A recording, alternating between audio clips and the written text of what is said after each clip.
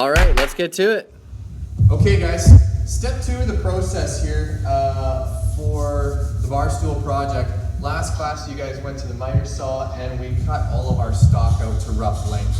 And of course we remembered to add that 1/2 or 3/4 of an inch extra because it's a rough length. We're gonna come back and trim that later on. So next step is to be at the planer. So this is Gavin's wood here, and actually he's already done part of what you guys need to do. Take your pencil and just run a big squiggly mark on either side of your board.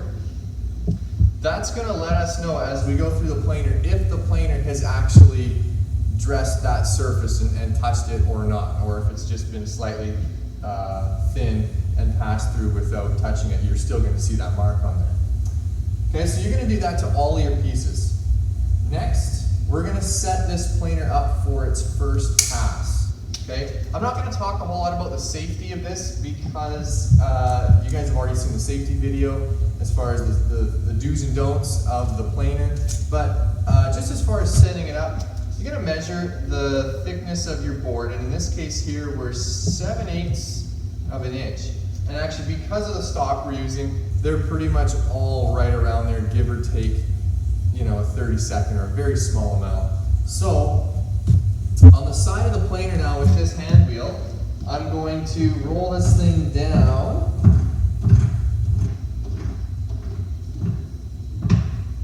Okay, so I'm just looking at the little indicator here on the side. It's a little red arrow that points to a scale. I've got it right at 7/8 of an inch now. So if I put this thing through at this adjustment, nothing is gonna happen. It's not gonna take anything off. So I wanna go up about a 1/2 a turn. Okay, so clockwise, about a 1/2 a turn, and that indicates about 1 millimeter or so, or about a 1/16 of an inch that it's gonna take off. Okay? I'm not trying to dress this down to any specific final thickness, rather I'm just trying to make sure that I get a flat face on each side so that I have a good gluing surface. Okay, you guys might realize that this is not the first step in our stock breakout process. So it's probably confusing because we're kind of, we're going out of step here a little bit. Important though to realize we're not actually doing the stock breakout process yet. That is for when we're taking a rough board and dressing all surfaces and making it square. All we're doing right now is dressing 2 faces so that we can do our glue up. After our glue up, and we've got 3 of these boards glued together, we can then treat that as a rough board and go through our whole stock breakout process then, where we're going to the jointer and doing our face, edge, thickness, all the rest of that. Okay, so just a simple process to help us get a better glue joint right now. Okay, so here we go. We're going to turn the machine on. I got safety glasses on. My hoodie strings are tucked in. There we go. Sleeves are rolled up.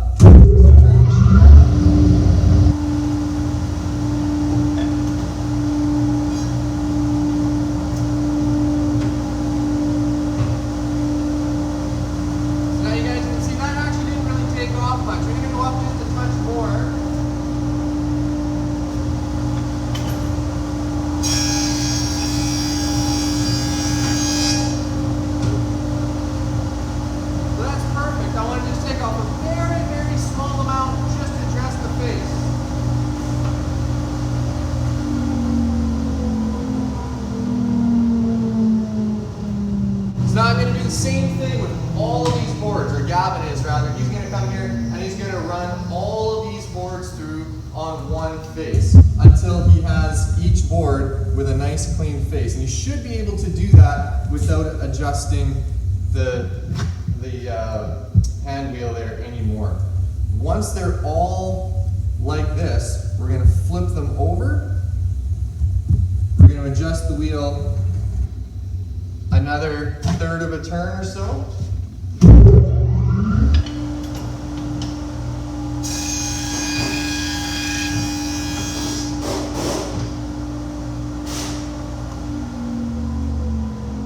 And we're going to run them all through again, all at exactly the same setting. Okay? So two-step process. Is it 2 steps? I'm not sure. Pencil mark, squiggly pencil mark on all of it. Run them all through at one adjustment. Flip them over. Advance the wheel another third to a half a turn and run them all through again. So at the end of it, you don't have any pencil marks, and they should all be run through or have been run through at the same setting. Okay? That way you know that these two faces are nice and clear, and when we actually go to do our glue up, it's going to be a nice, hopefully gapless glue joint in here. Okay? That's it. That's the planer.